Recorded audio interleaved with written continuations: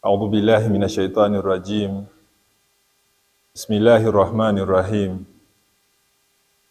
الحمد لله القديم الباقي مسبب الأسباب والأرزاق حي عليم قادر موجود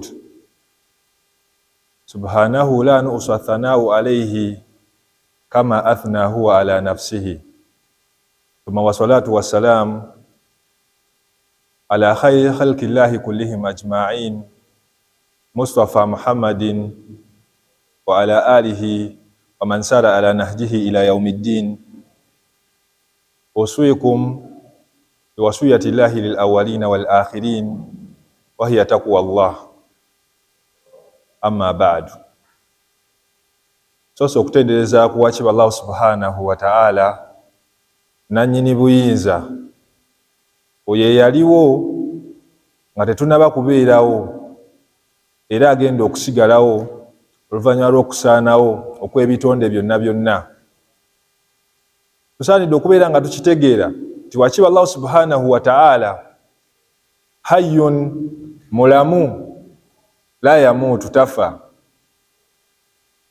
Ekyokubiri, alimun, alina okumanya ku buli nsonga yonna na ku buli mbeera yonna ebeerawo.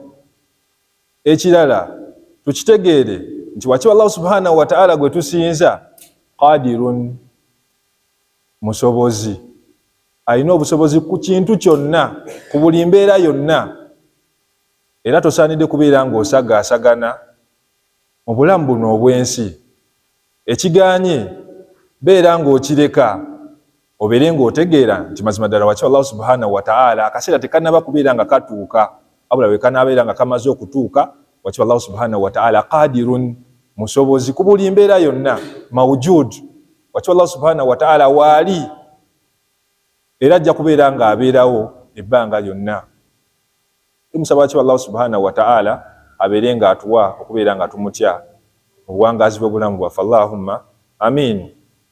Allah we yali ayagala okubeera nga atulaga ku maanyi ge mu Qur'ani ey'ekitiibwa n'okutulaga nti ffe abantu tetulina kye tuli, yayogera mu aya nnyingi n'atukubira ebifaananyi eby'enjawulo era nga basibe babitubuulira. Naye kye nnokoddeyo mu kaseera kano akatono, wakibwa Allah subhanahu wa ta'ala yakoowoola abantu mu Qur'ani ey'ekitiibwa n'agamba nti ya ayyuha nnaasu, abange mmwe abantu, musiraamu si musiraamu, dhuriba mathalun, tubakubira ebifaananyi oba mbakubira ekifaananyi kino, fastami'u la, mubeere nga muwuliriza bulungi. Allah n'agamba nti innal ladhina yad'uuna min duni llahi, abantu abo bagamba nti teriyo Katonda, abasinza ebitali wakibwa Allah subhanahu wa ta'ala. Allah yagamba nti lam yakhluqu dhubaba, tebasobola wadde okutonda ensowera emu bweti, wala wijtama'u la, ne baba nga babagambye nti bagikuŋŋaanireko bonna, omu ku bo tasobola, bemuyita bakakensa bannasayansi, omu ku bo tasobola, ate era ne bwe babakuŋŋaanya bonna ne babamalayo mu nsi, tebasobola kubeera nga bakola ki? Tebasobola kubeera nga bakola ki? Nga batonda yadde ensowera emu bweti. Eri abantu abagamba nti ensi eno etambulira ku kintu kye bayita automatic mechanism, nti yeetambuza yokka, tewaliyo Allah. Naye tusaanidde okubeera nga tukitegeera nti Allah gy'ali era yayogera n'agamba nti abantu abo tebasobola yadde okutonda ensowera. Era Allah n'agenda mu maaso n'agamba nti ensowera eyo singa ebezze wooli, tugeze oli mu kulya oba mugaati neegugwako nejjako kapiise katono nnyo bwe kati, akaweke katono nnyo ku mugaati ogwo, nebeera ng'ekatwala. Allah yagenda mu maaso n'agamba nti omwana Adamu tasobola kubeera ng'agenda agijjeko akantu ako kebeetutte, oba ebadde ekatutte butwazi oba ekalidde buli. Allah yagamba nti omuntu tasobola kubeera ng'okola ki? Ng'ogikajjako. Era yasembayo yagamba nti dha'ufa twalibu wal matlubu, gwe batutteko ekintu n'akitutte nga yensowera, bonna banafu. Asaanidde okubeera ng'asinzibwa ye wakibwa Allahu subhanahu wa ta'ala. nzizaako okusaba Allah abeere nga so okusaasira ku ebyengera byonna emirembe ery'owekitiibwa Nabbi Muhammad sallallahu alaihi wasallam, oyo asinga ebitonde byonna. Omusajja omu yali awaana Nabbi Muhammadin era ng'amwogerako, yayogera n'agamba nti faaqa nabiyyiina fi khalqin wa fi khulqi, nti Nabbi Muhammadin sallallahu alaihi wasallam wakiwa Allah subhanahu wa ta'ala yagenda maaso n'abeera nga yamusukkulumya eri ababaka bonna ne bannabbi fi khalqin, mu butonde bwe, wa fi khulqi, ne mu mpisa ze. Okumanya Nabbi Muhammadin sallallahu alaihi wasallam yali wanjawulo nnyo. Allah wamaliza okubeera nga amusindise mu bantu b'omu Makka okulaba nga abakoowoola okudda eri wakiwa Allah subhanahu wa ta'ala, abantu abo bamugamba nti ataj'al alihata ilahan wahida, gwe Muhammadi okuze tukulaba wano oyagala kufuula bakatonda baffe abangi ffe betumanyi abatukolera bye twagala, ilahan wahida, oyagala bafuula abeere nga katonda ali omu. Naye tebaakoma okwo, ne bakwata ebintu ebyo ne babimuteresa nga mwali mu Makka. Naye okumanya Nabbi Muhammadin sallallahu alaihi wasallam yalina empisa nga zanjawulo nnyo. Bwe yali ava mu kibuga Makka, amala aliyan, abawandiisi b'ebyafaayo batunyumiza ne batugamba nti yalagira Ali, swahabiyo ayitibwa Ali, ayanaama fi firashihi, abeere nga yeebaka ku buliri bwe, abalowoozese nti akyaliwo, nga naye ekigendererwa mu kyo yayagala kubeera nga abantu abaali bamuteresa ebintu byabwe, Ali abeere nga abikwata abibaddize. Naye ng'ate bamulemesezza ekibuga, akutte ekkubo agenze, gwe kuba ekifaananyi nga gwe agenda ogamba nti abannemesezza, naye nange ebyabwe ngenda nabyo. Naye nabbi yabireka era ne babeera nga babiddiza bannyini byo. Okumanya yali ayagala nnyo ekibuga Makka.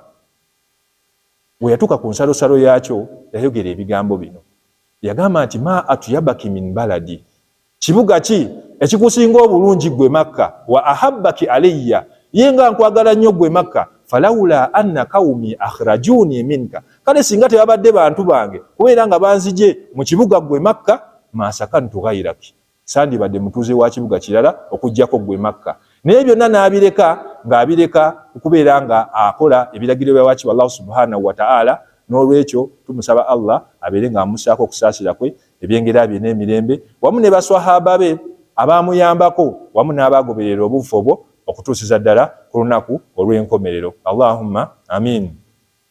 Abitiibwa bampuliriza, mu ddakiika zino entono mukkirize omwana Adamu awangala mu bulamu buno obw'ensi, wakiwa Allah subhanahu wa ta'ala n'abeera ng'amugabirira ebyengera ebyenjawulo. Mulimu ebyengera wakiwa Allah subhanahu wa ta'ala byatuwa, naye ng'ebyengera ebyo bikulu, naye ng'ate abantu abasinga obungi ebyengera ebyo tetubitwala ng'ebikulu. Mulimu ku byengera kyenjagadde tubeere nga twogerako mu kawungeezi k'olunaku luno olwaleero, kyekyengera ky'okubeera nti wakiwa Allah subhanahu wa ta'ala akugabiridde ezzadde nga be baana. Abaana abo wakiwa Allah subhanahu wa ta'ala abatuwa. Omuntu n'abeera ku nsi ne yeegomba n'agamba nti kale singa nsobola okufunayo ku baana abalongoofu, abaana abasobola okubeera nga basoma ku Qur'ani, abaana abalinga ebyokulabirako mu society. Naye byo tebijja buzzi, tebukya buki ku makya nga wakiwa Allah subhanahu wa ta'ala akuwadde buwi. Allah mu Qur'ani ey'ekitiibwa atunyumiza bannabbi n'abalongoofu abaatukulembera butya bwe baali. Abalongoofu bano omuli Nabbi Ibrahim alayhi salatu wasalamu yawangala emyaka mingi, n'atuuka kussa ng'amaanyi gamuweddemu, ng'alaba emyaka gimuyiseeko, ng'alaba talina mwana. N'agenda mu maaso, Allah atunyumiza n'atugamba nti, n'agamba baada a'udhu billahi minash shaitani rajim, rabbi habli minas swalihin, nti ayi Allah nkusaba ongabirire ezzadde.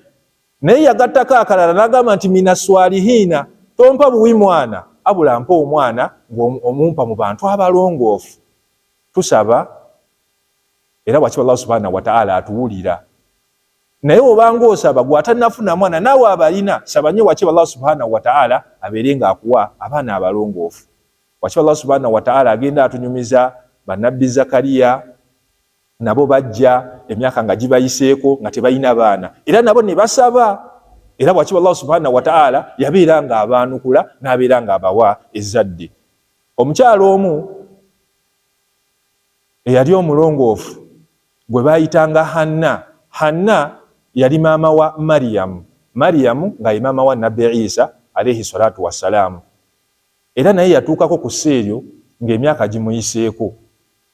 Lumu aba atambuddeko n'afuna w'atuula mu kisiikirize ky'omuti, kyava yalaba ekinyonyi nga kijja nga kireese emmere kiri mu kugabirira mwana waakyo. Ne yeegomba nnyo olw'okuba nti ye talina mwana. Era bw'akiba Allah subhanahu wa ta'ala abawandiisi b'ebyafaayo batunyumiza ne batugamba nti omukyalo ono yagenda mu maaso n'asaba wakiba Allah subhanahu wa ta'ala, era Allah n'abeera nga yayanukula edduwa ze.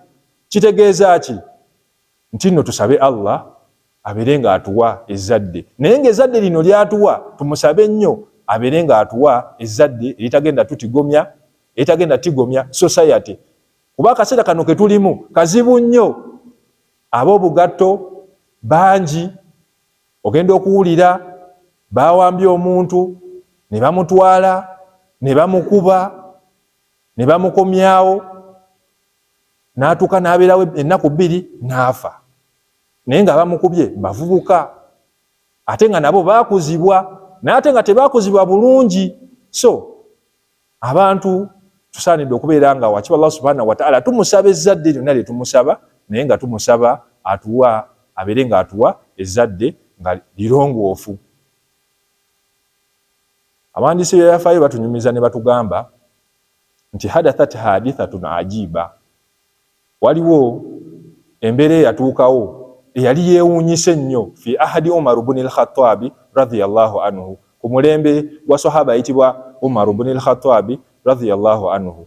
Ng'embeera eno yali egamba nti wahiya anna rajulun jaa ilayhi, omusajja omu yagenda ewa Umaru liyashtaki okuuko ibnihi, ng'agenze kumuloopera nti yali yazaala omwana ng'atuuse mu myaka gy'ekivubuka, naye ng'omwana ono mulalu nnyo amusumbuwa, takomye kusumbuwa ye yekka ng'asumbuwa ne society. Era batunyumiza ne batugamba nti fa arusala Umaru lilwaladi hatta yuatibuhu wa yulawimuhu fakanat almufaja. Umaru ebyo byali talonza singa ebyaffe ebya bulijjo nti omuntu akola omusango ne bakwate kubo ne bamuyita ku poliisi n'amala emyezi 3 nga tagendangayo, ebyo byalinga bikolerawo. Yatumizaawo omwana ono yabeera nga bamuleeta. Omwana ono we bamuleeta bamubuuza lwaki taatawo omunyiiza, yayogera ebigambo bino. Yagamba nti ya amira almu'minina, owange gwe amiri almu'minina, taata wange oyo gwolaba innahu lam yakhtalli umman swaliha, taata wange oyo gwolaba teyannondera maama mulongoofu.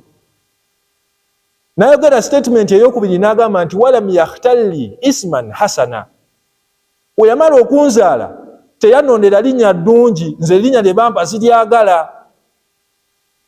Ekyokusatu n'agamba nti walam yahfidhuni min alqur'ani shay'a, we natuuka mu kaseera nga nnyina okukwata ekkubo ngende ensome, taata wange oyo golaba teyanfaako, teyafaayo kubeera nga ntwala kulabika nga nsoma ebikwatagana n'eddiini yange. Umaru ng'amaze okuwuliriza ebigambo ebyo yaddayo eri omusajja ono n'amugamba nti idhhab ya rajul, musajja gwe nva mu maaso, innaka kad akakta ibnaka kabla ayya akakak, wamala dde okunyiiza mutabani wo nga gitanaba kubeera nga akunyiiza. Ebintu bye wakola okubeera nga tomulondedde maama mulongoofu, erinnya omwana ali omuwadde teyalyagala, si ddungi, terina makulu, atuuse ku kaseera nti alina okugenda kusomera asome, tofuddeyo okubeera nga okola ki, ng'omusomesa. Mutuufu omwana ono yakunyiigira nga gwe tonaba kubeera nga okola ki, nga tanaba kubeera nga akunyiiza. Ekyo ne kitulaga nti sebo abaana nabo basobola okubeera nga batunyiigira olw'okubeera nti tukendeezeza ku bipimo by'obuvunaanyizibwa bwe tusaanidde okubeera nga tubakolera, era nga kyekyokwejjukanyako kyaffe olunaku luno olwaleero, obuvunaanyizibwa bwe tusaanidde okubeera nga tukolera abaana baffe. Biki bye tusaanidde okubeera nga tubakolera, kubanga society eyonoonese, tetumanyi baani baddako, ebintu bigenda kufaanana bitya mu myaka egijja, olw'okubeera nti abantu betuzaala tetubategese. Ebintu bino tubimanyi naye ebiseera ebisinga obungi twejingawaza ne tugaana okubeera nga tukola ebyo bye tusaanidde okubeera nga tukola. Omwana omuzadde naye notafaayo okubeera nga omufaako, notafaayo kumanya agenda kusoma atya, notafaayo kumanya nkoze ntya. Kyekiviirako okubeera nti mu society tuwangaala ne tubeera n'abaana oba n'abantu abatusumbuwa mu bulamu buno obw'ensi. Obuvunaanyizibwa bw'abazadde eri abaana baabwe buteekulwamu emiteeko gya mirundi ebiri. Ekisookera ddala kabula alwiraada, nga tonaba kubeera ng'ozaala omwana ono. Gye bitandikira tova buvi mu bbanga nti ng'omwana ofunye ozadde. Nedda, bisookera wali nga tonaba kubeera ng'okola ki, ng'ozaala mwana. Wa ba'da alwiraada, n'oluvannyuma ng'omaze okukola ki, ng'omaze okubeera ng'ozaala omwana ono. Ekisookera ddala ky'osaanidde okubeera ng'ossaako nnyo essira nga tonaba kubirowoozaako okufuna omwana ono, nga tonaba kukola kintu kirala kyonna. Ekisookera ddala olina okubeera nti antakuuna swalihan fi nafsika. Osaanidde okubeera nga gwe kennyini weegomba abaana b'abanno, basoma Qur'ani, tebava ku muzikiti basaala, baana balongoofu mu society beesiimisa. Naawe osaanidde okubeera nga gwe kennyini obeera omulongoofu. Wabidhalika antakuuna mukiiman liswala. Osaanidde okubeera nga eswala ogiyimirizaawo ng'ojja n'osaala. Mu swala eyo mw'ogenda okuva osabe waki Allah subhanahu wa ta'ala abeere ng'akuwa ezzadde liri ly'oyagala erirongoofu. W'onaaba tosaala ogenda kusabirawa? Wa antakuuna, ekyokubiri osaanidde okubeera ng'oyimirizaawo, okubeera nga empagi ey'okubiri mu Busiraamu n'obeera nga osiiba. Omwezi gwa Ramadhaani we gutuuka kwate kuba obeere ng'ogenda ng'osiiba. Ekirala obeere nga amateeka ga waki Allah subhanahu wa ta'ala ogateeka mu nkola gonna nga tolondamu bulonzi nti kino nkikola kino sikikola.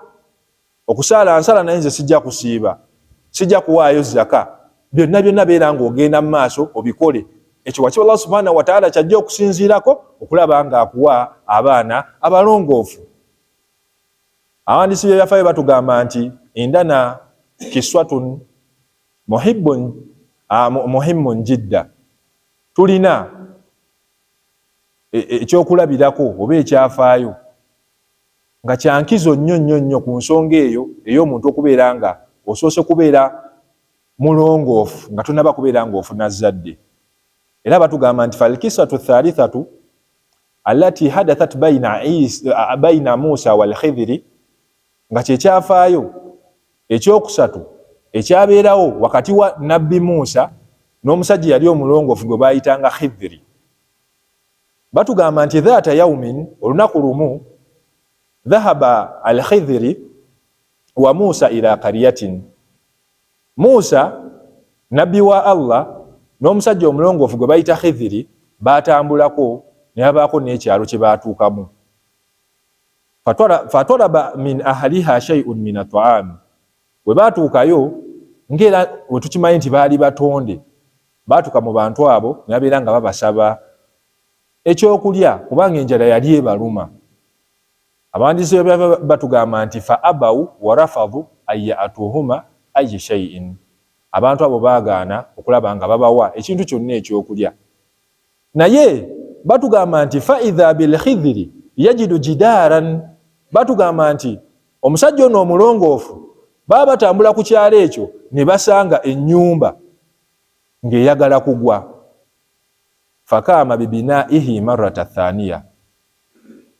Khidhiri ono ne nabbi Musa alayhi salatu wassalam Khidhiri n'asalawo okubeera nga bazimba ennyumba eno babeere nga bagizzaawo omulundi ogwokubiri. Fa asbaha arrajulu swalihu Khidhiri bannaa'u. Ne tukirabanga wano omusajja eyali ow'ekitiibwa mu maaso ga waki Allah subhanahu wa ta'ala, musajja mumanyi, musajja wa kitiibwa nnyo, n'abeera ng'afuuse muzimbi. Wa asbaha nabiyullahi Musa alayhi salatu wassalam musaa'ida bannaa'u.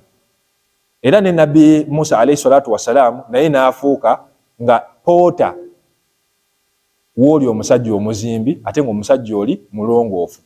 Waki Allah subhanahu wa ta'ala ensonga lwaki atuusa ku basajja bano embeera efaanaganako bweti obujulizi tubujja mu suratul kahfi wakiba Allah subhanahu wa ta'ala we yatutegeereza n'atugamba mu kyafaayo kye ekyokusatu n'agamba nti wakaana abuhuma swalihun. Allah atutegeeza n'atugamba nti taata w'abaana bano be baali bazimbira ennyumba eno yali yafadda naye ate yali mulongoofu. Kati ng'obulongoofu bwe wakiba Allah subhanahu wa ta'ala ayagala kubeera ng'abaana bano emmaali eri wansi w'ennyumba eno bagifuna, naye ng'ennyumba eno bw'enaagwa abantu bajja gizuula, so ne bagizimba naye nga bano bagizimbye olw'obulongoofu bwa taata w'abaana bali bwe yakola ng'akyali mulamu. Kitegeeza ki? Nti bw'onaabeera ng'oli mulongoofu era ng'okola ebintu wakiba Allah subhanahu wa ta'ala by'ayagala, abaana bo bajja kubeera nga baganyulwamu. Ebiseera ebisinga obungi abantu batambula ne bagenda gye balaze, obudde ne bubagendako, ekiro eyo n'obaako ne gy'olaze ne bagaba weeyanjula eggwani, naye olwogera ku bajjajjaabo nga baali balungi omulaga jjajjaawo ye guuni nti ye nti omusajja oyo yali mulungi nnyo yakolanga bwati ne bwati, ne babeera nga bakuyamba mu nnyamba ey'enjawulo, oba ne bakusuza oba ne bakuwa ku mmere, kyonna kyonna kye baba bakoledde. Naye nga ekikuleetedde okufuna ekyo olw'ensonga nti mukadde wo yali mulongoofu, obulongoofu bwe ne bubeera nga bukulondoola naawe. So bwe tunaabeera nga tufuddeyo nnyo okulaba nti tubeera abantu abalongoofu, tujja kubeera nga wakiba Allah subhanahu wa ta'ala intaani naye atuwa abaana abalongoofu. Ekyokubiri, mu bizimu ku nsonga zetusaanidde okubeera nga tutunulako, an takhtara lahu umman hasana, ng'omaliriza okutegeera nti oli mulongoofu era oyagala abaana abalongoofu, kati genda mu maaso otandika okubeera ng'onoonya omukyala omulongoofu. Omukyala ono omulongoofu bw'onaabeera ng'omufunye, ekisookera ddala yagenda okubeera nga alabirira abaana bano, yagenda okutuula n'abaana bano mu nnyumba gwe nga toliiwo wagenze kukola, ebiseera ebisinga obungi gwe nga toliiwo. Omukyala ono abeere nga abalaga nti wano okola bwoti, wabeera nga mwana muto muwala amugambe nti okwebikirirako kirungi nnyo, essaawa y'eswala etuuke abagambe nti baana mmwe nga temunnaba kubeera nga mugenda kulya kyamisana, tugenda kubeera nga tusooka kusaala. Ebyo byonna omukyala oyo ajja kubeera ng'akola ki? Nga abigamba abaana bo. Naye ng'omulonze nga mulongoofu, abula abasinga obungi muffe bwe tuba tunoonya ndabika. Oyagala muwanvu, oyagala mweru, simanya ayina figa efaanana etya. Ku nsonga eyo omubaka sallallahu alaihi wasallam yatulondera era n'ayogera mu hadithi n'agamba nti tunkahu almar'a li arba'i. Bwe tuba tulonda abakyala abo tutunuulira ensonga ziri nnya. Ekisookera ddala nabbi yagamba nti ekisookera ddala tunula limaaliha, omukyala ono ebyenfuna bye biyimiridde bitya. Awo nno we tusimbawo akati abakyala babeera eyo, oli n'agamba nze njagala omusajja ng'alina ssente, nga alina emmotoka, simanya yazimba, buli kimu akirina. Naye nabbi naffe atugambye ffe abasajja tusooke tutunuulire ebyenfuna byo gwe omukyala biyimiridde bitya. Naawe olina okuba ng'olinamu kasente, ze sijja kujja buzi gy'oli nga tolina ky'olina. Nabbi atugambye mutunuulire limaaliha. Ekyokubiri wajamaaliha, nabbi n'agenda maaso n'agamba nti tunula omukyala ono afaanana atya, obulungi bwe buli butya. Nti bw'onaaba onyiize gy'ovudde nga sente zibuze tojja kukomawo ate nga n'omukazi omutunuulira afaanana nga bw'ayagala, okwate bukwasibwe ate naye otandike mukuba anti atunudde bubi. Olina okukwasa omukyala nga niwe oba ovudde gy'ovudde ng'onyiize, nga mutuufu bw'omutunulako ne we mutalya ogamba twebake. Nabbi n'agenda maaso n'agamba nti wa hasabiha wa nasabiha, tunula omukyala ono olulyo lwe luli lutya, ava mu kika ki, ogenda otomere ogwe ku basezi nga tomanyi. Asinga obungi tutunula butunuzi olw'okuba mulungi nnyo, ate nga abalungi abo batera okubeerako n'ebizibu bingi kamaala, buli omu amutunulako. Omuleka awaka toyagala na waboda kutwalirayo nva nanti okimanyi nti agenda kubeera nga amukukwanako. Kati nabbi atugambye ebintu bina bitunuleko. Ekisembayo n'agamba nti fadhfaru walidiiniha, omukyala ono tunula eddiini lye liyimiridde litya. Kyandibadde kirungi nnyo omusajja omusiraamu n'otakwatagana nagenda kuwasa batali ba ddiini yo, abatali basiraamu. wasa omukyalo omusiraamu kubanga wanaabeereyo awaka abaana tajja batwala ate ku kyaki agenda bagamba nti tugende ku muzikiti tusaale. Nabbi essira yalissa nnyo wano yagamba nti fadhfaru bidhaati ddiini, naye oba olonda biri byonna ng'omaze obitunulako genda mu maaso obeere ng'otunula omanye nti omukyalo ono ddala ddala alina eddiini lyoba ossaako ennyo essira kuba kyekintu ekikyasiza okubeera nga kikulu. Omukyalo ono wanaaba nga alina eddiini, Nabbi yagamba nti ojja kuba omaze okuwona ebizibu. So ebintu ebyo bina ekisookera ddala limaaliha. Banange temuwasa bakyala nga baavu. Nabbi yatugamba nti wasa abakyala nga balina mukku. Wajamaaliha ng'afaanana bulungi nga omutunulako naawe ofe essanyu. Wa nasabiha wa hasabiha, tunulira olulyo lwe n'ekika kyavaawa. Kyanisaanidde omuntu okubeera ng'owasa ku bantu ab'ekika kyo, nti oba nti oli Muganda tunulako mu Baganda awo, kubanga ojja genda ogende mu Bacopa eyo tomanyi nnono zaabwe zifaanana zitya, ogenda ofuna obuzibu, tomanyi biki bye balya. Ojja kudda awaka gwe tolabangako bugere bwa nkoko na mutwe nga bagufumbye nga bagukuleetedde ku sowaani awo, anti ewaabwe babirya. So naye wonna awasa omuntu nga mukwatagana mu kika mujja kumaliriza nga mukwataganye mu mbeera ekyasinza okubeera nga nnungi. Nabbi Muhammadin sallallahu alaihi wasallam bwe yagenda mu maaso ku nsonga y'abakyala, bo Nabbi teyateekawo mbeera nnyingi.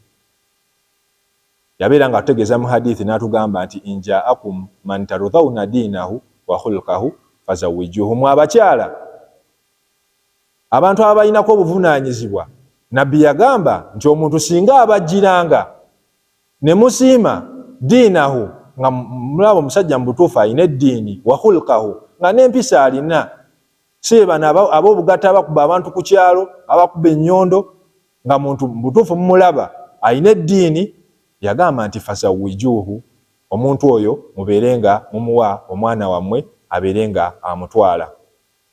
Nabbi n'ayongerezaako n'agamba nti naye munaaba temukikoze, abantu bano nga bo bamaze okusiimagana, ebinaavaamu mujja kufuna obuzibu era mujja kubeera nga mumaze okusiga ku nsi kuno obwonoonefu.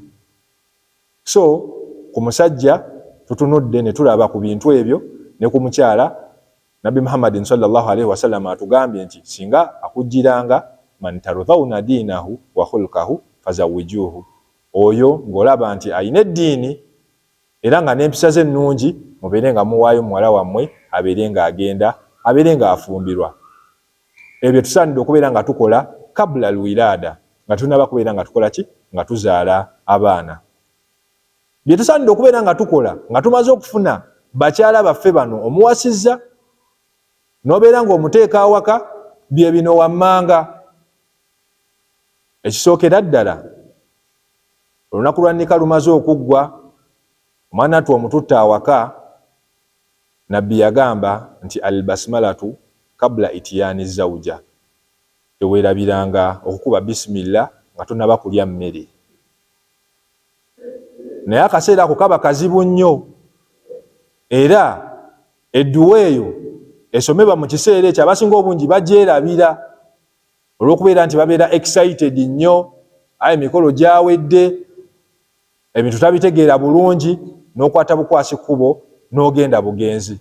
So nga ate Nabbi yabeera nga tutegeeza n'atugamba nti omu ku mmwe singa ayagala okubeera nga agenda eri munne abeere nga asoma edduwa egamba nti bisimillahi allahumma jannibna shaitan wa jannibu shaitani ma razaqtana, nti ai Allah abeera nga otukingiriza shaitani era obeere nga okingiriza shaitani n'oyo omwana oba n'abaana abo bogenda okubeera nga okola ki? Ng'otugabirira. Edduwa eyo nkulu nnyo, era Imaamu al-Bukhari radiyallahu anhu rahimahullah baamubuuza ne bamugamba nti owange gwe Imaamu, omuntu atasobola kubeera ng'ayogera dduwa eyo mu lulimi Luwarabu asobola okujjoogera mu Lufarisi? Abaamubuuza baali Bafarisi, n'abeera nga bategeeza nabbo, kale beera ng'okola ki? Ng'ogikwata mu lulimi luno nti ai Allah tutandise n'erinnya lya Allah tukusaba obeere ng'otukingiriza shaitani ffe n'omwana ono gwogenda okubeera oba abaana bano bogenda okubeera ng'otugabirira nabo beera ng'obakingiriza shaitani. Era nabbi n'agattako n'agamba nti Allah singa abagerera ne mubeera nga amaze obbagabirira omwana ono, shaitani tesobola kubeera nga emukwatako yadde okumukolako akabi konna ebbanga lyonna. So ensonga eyo nayo nkulu oluvannyuma lw'okubeera nga omukyalo ono omufunye era nga mweteeseteese okubeera nga mufuna ezzadde. Ekirala, bw'amaliza okubeera ng'omwana ono azaaliddwa, waliwo ebintu ebimukolebwako. Mu bintu ebyo mulimu okubeera ng'omwana ono tumwaziinira. Abantu abasinga obungi abatusumbwa mu society ze tuwangaaliramu, abamu tebabaaziinira, tebabakimira swala mu kaseera nga bamaze okubeera nga babazaala. Tufeeyo nnyo okulaba nga omwana singa aba azaaliddwa, mugenda waali kutuuka okwa ddyo ne mbeera nga mwaziiniramu, okwa kkono ne mbeera nga mukimiramu esswala. Omwana oyo ajja kukula ng'ali ku siraatal mustakiima. Naye abasinga obungi we tuzaala tuteekako ate music. Awo music ennaku zino omupya, temansingo, bamuyita temansingo. Omwana ne bamala okumuzaala ng'akayimba akalikaawo temensingo. Kati omwana n'akula nga mutemi wa nsingo. Ne beetuuma amannya, simanya Kabadiya, simanya Musota, amannya bwe gatyo. Naye nga ebigambo bye yasooka okuwulira nga yakazaalibwa bw'ati temensingo. Era n'akula nga ekyo kyakola kukuba abantu buyondo, ebintu ebifaanaganako bwe bityo. Kati omwana nga amaze okuzaalibwa, faayo nnyo okulaba nti bamwaziiniddeko, bamukimiddeko esswala. Ekyokubiri, omwana ono mulondera erinnya eddungi. Nabbi Muhammadin sallallahu alaihi wasallam yatutegeeza mu hadithi n'atugamba nti ahabbul asma'i ila Allahi Abdullahi wa Abdurrahman. Amannya agakyasinza okubeera nga gaagalwa mu maaso ga wakiba Allah subhanahu wa ta'ala, erinnya eddala erisookera ddala Abdullah, eryokubiri Abdurrahman. Naye ate ffe ebiseera ebisinga obungi ate amannya ago tugagandawaza wennyinza okiyita. Olina amuyita Abdullah, olina Budala, Aisa, amanya g'abantu tubeera nga tukakola ki? Omwana olijjukira gwe twasookeddeko baali baamuwa erinnya nga talyagala. So omwana wonaamuwa erinnya lijja kubeera nga limukola ki? Nga limugoberera. Naye wonaamuwa erinnya eritaliimu, eritalina meaning, agenda kuwangala mu bulamu buno obwensi, mu bulamu obwakanyigo. Oli n'azaala omwana n'amutuuma Kulazikulabe. Omwana n'akula n'awangala mu bulamu obuzibu ennyo. Kati ku nnaku 7, mu nnaku ezo 7 ng'omwana tetunaba kubeera nga tumukolera akiika, tusaanidde okubeera nga tumufunira erinnya nga ddungi, erinnya nga lirina meaning. Era abamanyi babeera nga batutegeeza ne batugamba nti kyandibadde kirungi nnyo omusiraamu yenna okubeera ng'atuuma omwana we Abdullah wa Abdurrahman.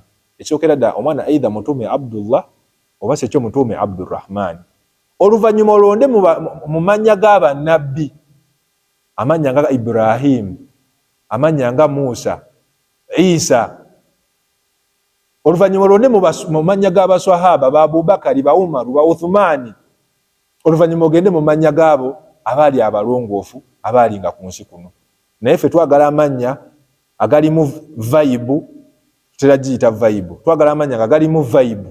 Omwana n'omutuuma erinnya n'atuuka n'abeera nga ensi agitawaanya, naye ng'ekikimutawaanya linnya lye. Ku nnaku 7 omwana ono olina okubeera ng'omufunidde erinnya era n'omusalira akiika. Mu kubeera ng'omwana ono omusalidde akiika, omulenzi tumusalira embuzi 2, omwana ne tumusalira embuzi 1. Ku nsonga y'erinnya eno, nsonga nkulu nnyo, era nga Imaamu Ibn Qayyim al-Jawzi yagyogerako. N'agamba nti likulli mri'in min ismihi nasibun. Buli muntu yenna ku linnya lyo olirinako omugabo. Kubanga bakuyita Kulazikulabe, era wallahi wonaakula zijja kulaba. Oba oli ku myaka 8 gye zijja okulabira. yaga nti likulli mri'in min ismihi nasibun, buli muntu ku linnya lyo olina omugabo. Ekiyinza okubeera nga kitusembereza ensonga eyo eya Imam Ibn Qayyim al-Jawzi byebigambo by'omusajja omu eyali swahaba gwe baali bayita Sa'id bin Bashir al-Hazani.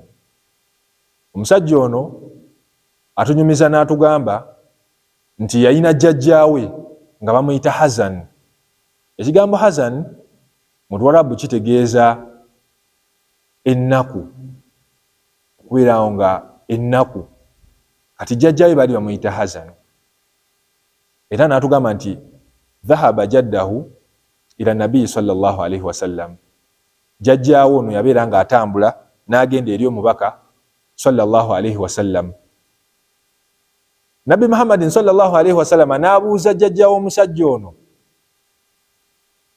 erinnya lye. Bwe yamubuuza erinnya lye yamugamba nti ana Hazanun, amannya gange nze bampita Hazan, nze nnaku. Nabi Muhammadin sallallahu alaihi wasallam kyava yagamba omusajja ono n'amugamba nti bal anta sahlun, nedda toli nnaku, oli ssanyu. N'agamba nti ya Rasulallah, owange gwe omubaka wa Allah, erinnya lyange eryo bazadde bange nze lye bampa. Era n'agamba nti wa uriftu bihi baina nnas, era erinnya lyange eryo lyolaba sebo abantu nze lye bamanyi. Era wotuka ku kyalo kuno n'obuuza nti nnaku yaani, ng'aga nti kirira wali wammanga nnaku wabeera. Fasakata alaihi nabii sallallahu alaihi wasallam, batugamba nti nabbi yagenda mu maaso n'abeera nga yasirika, ensonga eno n'abeera nga teyaddamu kugyogerako. Naye omusajja ono atunyumiza n'atugamba nti baabeera mu nnaku ebbanga lyonna, nga buli kaseera ebizibu bibeerawo awaka, baaba akava mu kino ne kibeera nga kijja, naye ng'ekyaleeta ekyo kwe kubeera nti jjajja waabwe baali bamutuma erinnya nti Hazanun, nti nnaku, era ne babeera nga bawangalira mu nnaku ebbanga lyonna ery'obulamu bwabwe. So tusaidde okubeera nga tukitegeera nti likulli mri'in min ismihi nasibun, buli muntu ku linnya lyo olirinako omugabo. Bw'onaatuma omwana wo erinnya nga si ddungi, nga teririna makulu, kyonna ky'onaaba omutuumye, oba omutumye musota, era ajja kukula nga musota ng'asumbuwa abantu mu bulamu buno obw'ensi. Ekirala, abaana bano nga tumaze okubeera nga tubawadde, tumukoledde akiika, tumuwadde erinnya eddungi, anta amurahu biswalaati wahum abnaa'u sab'i. Abaana bano tubeere nga tubalagira okubeera nga basaala eswala nga bamaze okubeera nga baweza emyaka 7. Naye eno wansi yonna olina okumuggyayo ng'ebintu bino abiraba, ng'awaka akulaba naawe osaala. Otuuka mu maka n'obuuza nti bannaye tutunulawo wano nga tusaala, wallahi abaana nga tebamanyi, bagamba katuninde haja akomewo ffe naffe tetumanyi. Ne babuuza maama waabwe nti nze nange simanyi gye tutunula. So omwana ono okuva nga muto olina okubeera nga omugulumi, ng'omuleeta. Omwana kyandibadde kirungi nnyo okulaba nti atuuka mu primary oba mu nursery ng'atandika okusoma nga alifu paka ku ya byonna abimanyi, nga yasaluna yagimalako. Naye byani ayinza obikola ye maama we omulongoofu. Kati omwana ono olina okumulagira okubeera nga asaala ng'awezezza emyaka 7. Era nabbi yagenda amaaso n'agamba nti singa atuuka mu myaka 10 n'omulaba nga tayagala kusaala, yagamba nti mukwate ka kibooko, abaana abo mubeere nga mubakuba. Hadithi egamba nti murru auladakum biswalaati wahum abnaa'u sab'i, mubeere nga mulagira abaana bammwe okubeera nga basaala nga balina emyaka 7. Wadhribuhuma alaiha wahum abnaa'u al-ashr, bwe baweza emyaka 10 ng'olaba tebaagala kusaala, kwata ka kibooko, abaana bano obeere ng'obakubamu, babeere nga bagenda, babeere nga basaala. Omwana ono singa onaamuleeta okuva wansi ng'akulaba subuhi omukeeza, wali tutera okubeera nga tusaala, naye n'olaba omusajja ng'aze ne mutabani we muto naye ng'amugye mu tulo saa 10 n'emu amulese. Naye ffe abaffe tubaleka bulese eyo, n'obaleka omwana ne yeebaka n'azuukuka n'adda ku katuuni. So abaana tubeere nga tubalagira okubeera nga basaala nga bawezezza emyaka 7, ate tukwate ka kibooko nga bawezezza emyaka 10. ekyo tuba nga tumaze okubeera nga tukitunulako, ekirala kye tulina okubeera nga tutunulako ennyo, abaana bano nga bakula, anta adilu baina auladaka, beera nga musajja gwo mukyala gwo ampuliriza, obeera mu bantu abenkanya wakati w'abaana bo, bil atiya, ebbanga ly'omala ng'obawa ebirabo.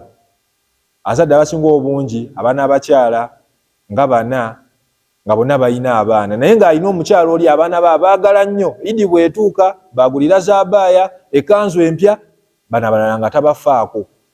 Swahaba omu gwe bayita Nu'man ibn Bashir atunyumiza n'atugamba nti taata we yagenda eri omubaka sallallahu alaihi wasallam, n'atuukayo n'amugamba nti ya Rasulallah, nina saddaaka gye nkoze naye ngikoledde mutabani wange. Nabbi kyava yamubuuza n'amugamba nti saddaaka eno ogikoledde mutabani wo yekka, ate abalala obakoledde oba tobakoledde? Omusajja ono n'amugamba nti nedda, nkoleddeko oyo omu yekka. Nabbi n'amugamba nedda, nze bye sijja kubeera nga mbikiriza, sobola kubeera nga mbeerawo okulaba ekintu ekyo ekitali kya buvunaanyizibwa, kubeera nga omwana omu yekka gw'osaddaakidde, abalala nga tobaweereddeeyo. Era mu riwaaya eya hadithi batunyumiza ne batugamba nti Nabbi yatuuka ku seri mugamba nti gwe oyagala abaana baabo nabo bwe babeera nga kwegamba bakugondera, nga bakuwulira ebintu byonna by'okola, babeere nga bakuwulira bonna. Omusajja ono n'amugamba nti ye njagala abaana bano babeere nga bampulira ebintu byenkola, mu kubeera nti bakola ki? Nga bampulira. Nabbi kyava yamutegeeza n'amugamba nti kati naawo beera nga abaana abo wenkanyankanya mu bintu byonna by'obawa, ebirabo oba beera nga obadde ogenda kubagulira birabo, beera nga bonna obagulira, tososola. Oba tobawe bonna tobawa, oba onaabawa bonna bawe lumu. So mu muvunaanyizibwa bwe tusaanidde okubeera nga tukolera abaana baffe bwe kubeera nga tubawa era nga twenkanyankanya wakati waabwe.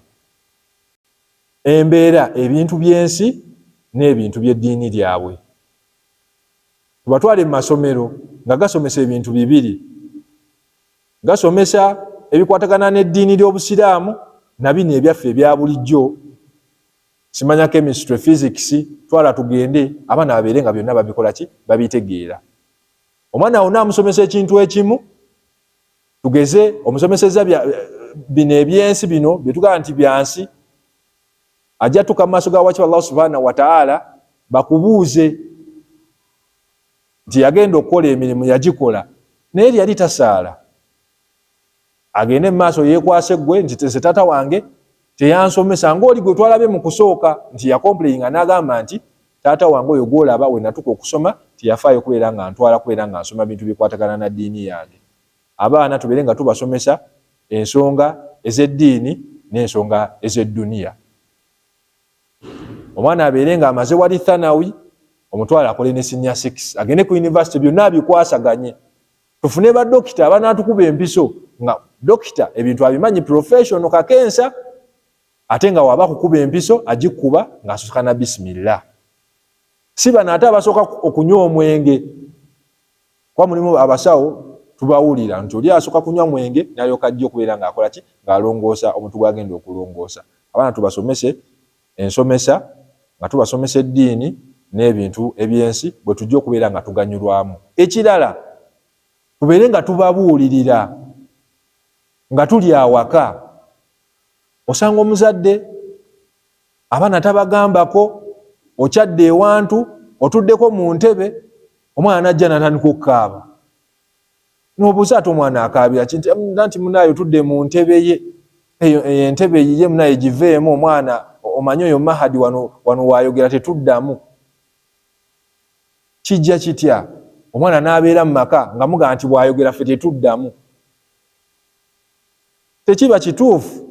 So abaana bano tufeeyo nnyo okubeera nga we tubeera mu maka gye tuwangaalira yonna tubeere nga tubabuulirira. N'osanga omwana omuwala akuze afumbiddwa myaka 25 nga tamanyi kwoza ngoye, tamanyi kufumba, n'owulira nti yafumbiddwa wiiki 2 yadduseeyo, naye ng'ekimudusizaayo ki? Tamanyi kufumba, tayagala kufumba.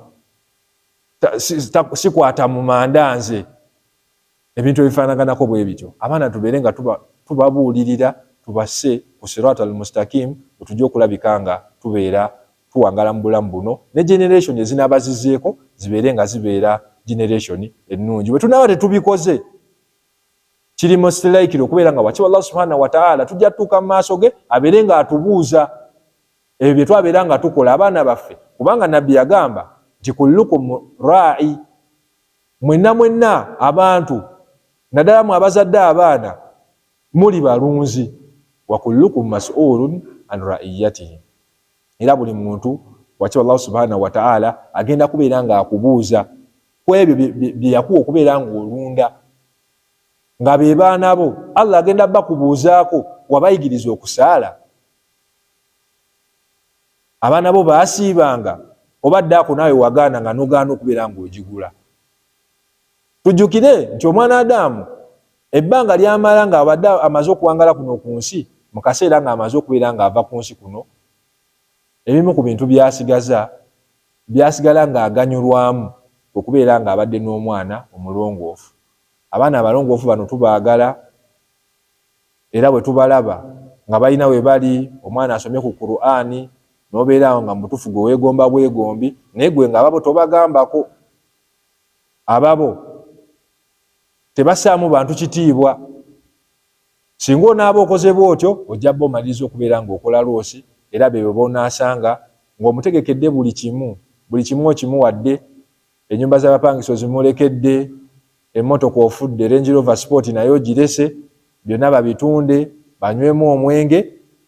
Wakiwa Allah subhanahu wa ta'ala oluvannyuma abeere nga akubonereza nabo abeere nga ababonereza. So obwe buvunaanyizibwa bwe njagadde okubeera nga nnokolayo olunaku luno olwaleero obuli ku bazadde bwe tusaanidde okubeera nga tukola eri abaana baffe. Ebintu ebyo tubeere nga tubitunulamu. Ekyokera ddala tugambye nti omusajja yenna osaanidde okubeera ng'obeera omulongoofu, nga tonaba kubeera ng'osaba Allah abeere ng'akuwa abaana abalongoofu. Era ne tutunula ne tulaba abalongoofu baasaba batya wakiwa Allah subhanahu wa ta'ala, era Allah yabeera ng'abaanukula. Omusajja omu yabeera nga nabbi batunyumiza ne batugamba omusajja yagenda ewa nabbi, kyenja okusembyayo nakyo, n'amugamba nti akaribun rabbuna fanunadihi am ba'idun fanunajihi. Wakiba Allah subhanahu wa ta'ala ali kumpi nnyo naffe we tuli, tubeere nga twogera naye mu kyama am ba'idun fanunadihi, oba ali wala nnyo tubeere nga tumukoowola bukoowoozi nga bannaffe abamu batera okukola, abatali basiraamu abalokole bakwata obutebe ne bawanika mu bbanga nti bakoowoola Katonda. Nabbi yali talina ansa. Jibrilu neereeta obubaka, Allah ng'agamba nti wa idha sa'alaka ibadi anni, abaddu bange singa baba bakumbuuzizaako nze Allah waabwe, fa inni karibu, bagambe nti ndi kumpi, ujibu da'wata da'i idha da'ani, nyanukula okukoowoola kw'omuntu aba nkoowodde. So tukitegere nti Allah ali kumpi. Abaana bano betwagala abalongoofu tubeere nga tubamusaba ajja kubeera nga abatuwa, era tubeere nga twesiima wano ku nsi ne ku lunaku olw'enkomerero tubeere nga tubeera mu bantu wakiwa Allah subhanahu wa ta'ala banaabeera nga agabira ejjanaaye. Wa barakallahu fiikum wa jazakumullahu khaira. Tujja kubeera nga tukomaawo olunaku luno olwaleero insha Allah.